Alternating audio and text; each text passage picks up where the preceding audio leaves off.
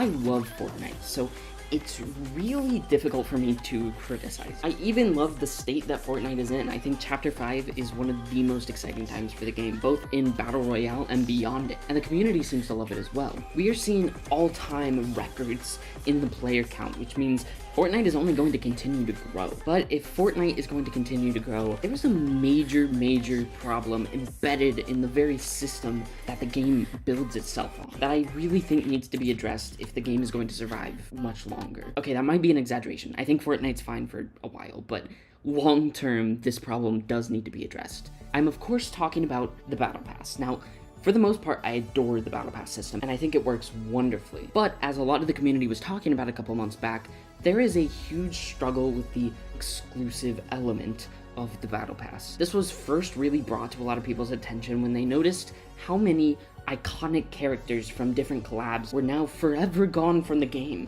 meaning someone who is just joining the game will not have the opportunity to unlock characters like Darth Vader, Spider-Man, Indiana Jones, or now, after this season concludes, Peter Griffin.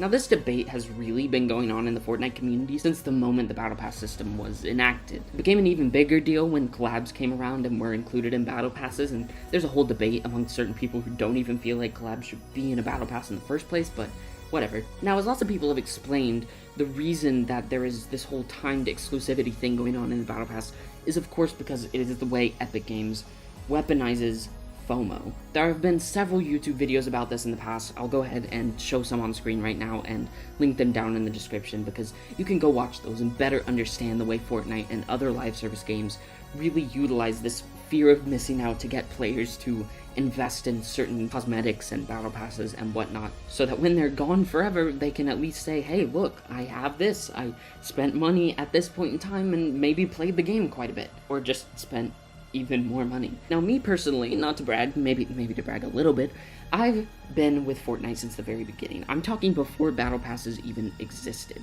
I didn't start spending significant amounts of money on the game until Chapter 3 Season 1, when I started playing the game after my hiatus in Chapter 2, and had a debit card of my own that allowed me to convert my hard-earned money into V-Bucks. My point here being, I have skins that are considered rare because for whatever reason, I begged my dad that season to allow me to spend $10 and unlock the Battle Pass, and then spent whatever amount of time playing the game with my friends and unlocking those skins. I was young, I was dumb, I didn't have full access to money at that point in time, and I couldn't buy some seasons that I really wanted to.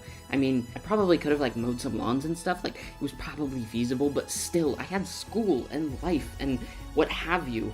It's just all this very complicated thing, and then I fell out of love with the game for a little bit. In retrospect, I wish I didn't because I really love the eras of the game that I missed. I played somewhat infrequently during Chapter 2, but I never bought a single Battle Pass for the entire chapter, which has led to some of my biggest regrets ever.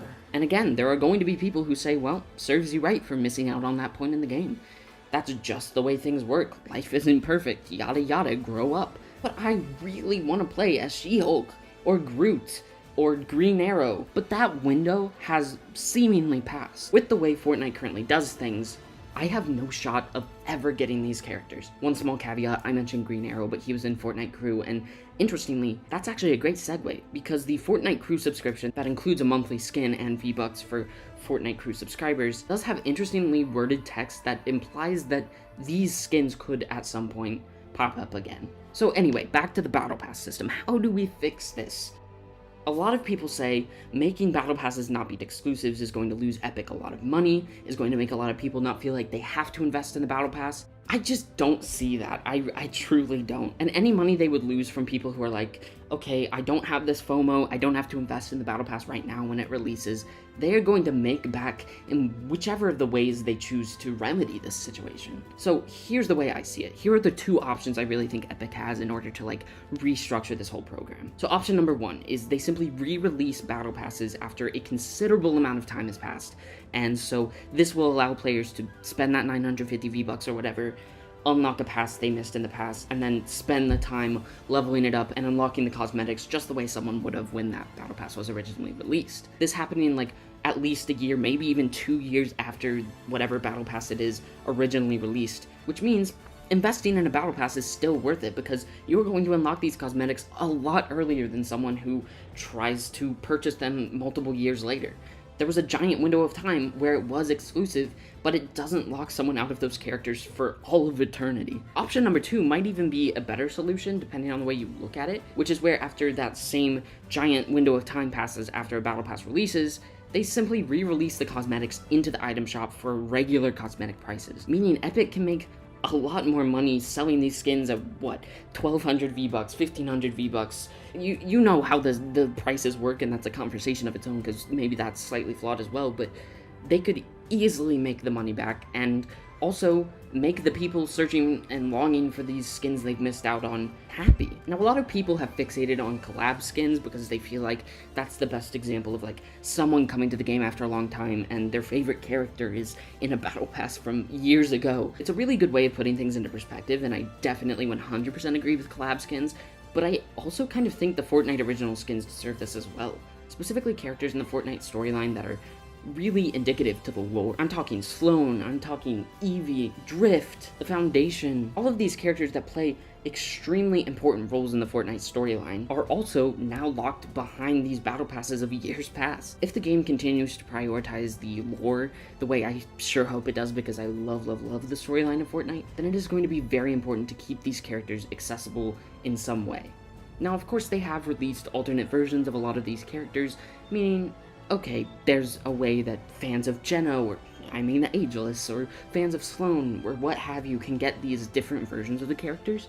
And that's a nice short-term solution, but it's never gonna be the same. The only thing that happens by creating this barrier between iconic skins and the players who really want to play as them is that it just eliminates a lot of potential players, and at the very least makes them really bummed out. And overall, it just creates this extremely toxic cosmetic culture around the game that leads to skins selling for hundreds of thousands of dollars online, and of course the infamous buying and selling of accounts, which is an issue that Epic has like constantly tried to police. It's really weird to me because mixing up this battle pass and exclusivity problem can really kind of eliminate the exchanging of accounts, which is something that Epic seems to really be bothered by, and the way to actually sort of fix this problem is like completely in their hands, so it's very weird to me that they don't confront it that way, but whatever. Additionally, rare cosmetics could still exist. Like, the item shop doesn't necessarily need to be restructured. It might have its own flaws, but like, there's easy ways to work around this and keep cosmetics rotating on different amounts of time. Maybe they appear more often than others, what have you.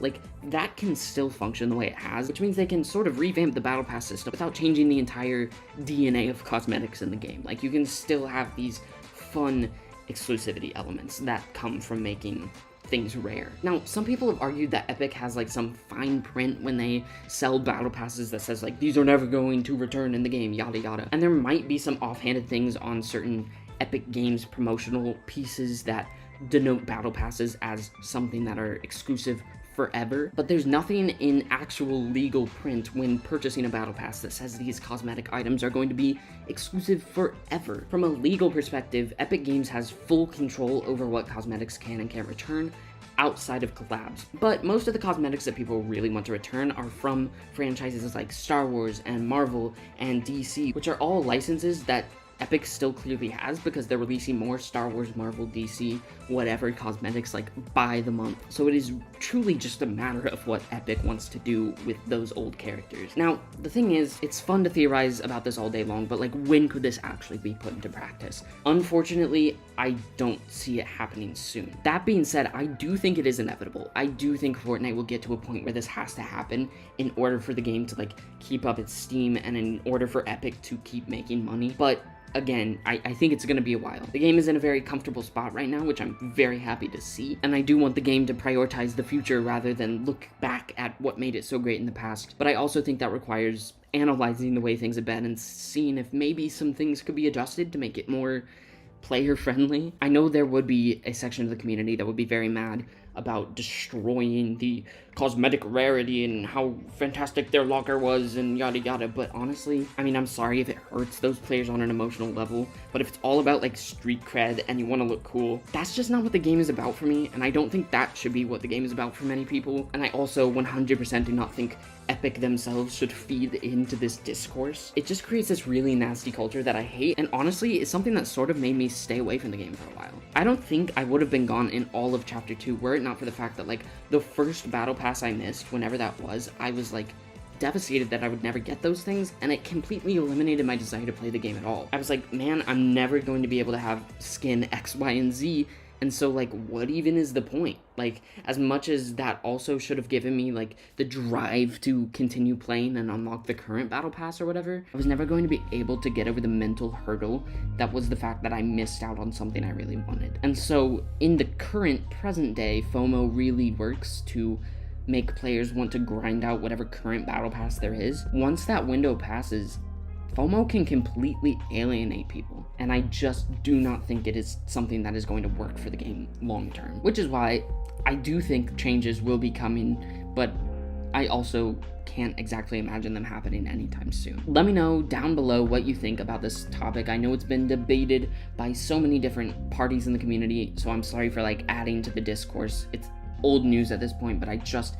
felt like I had to speak my mind on it because I feel like it really has quite an obvious answer that I think too many people are brushing over. I'm very excited to be making content on the channel again, specifically Fortnite content. I've wanted to make this kind of like discussion-based Fortnite content for a while now, so it's super excited to be here recording this, and hopefully you guys enjoy. And if you do, don't forget to subscribe, like, and hit that notification bell, because I do plan moving into the new year to have more content like this, especially if it's well received. I think the Fortnite community, and I might make a separate video about this because it's super interesting, is so divided between like content mill, Mr. Beast knockoff, millions of views but very boring creatively Fortnite content creation.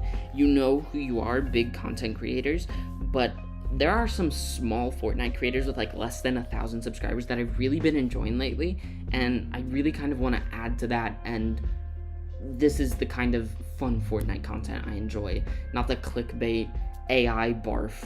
We are not fans of AI in this house. Just I want the community to stop being so creatively bankrupt. So that's why I'm stepping up and making my own stuff, because I just adore this game and really want an outlet to talk about it more. So very happy to be here. But with all that being said, thank you guys so much for tuning in, and I'll see you all in the next one. Bye!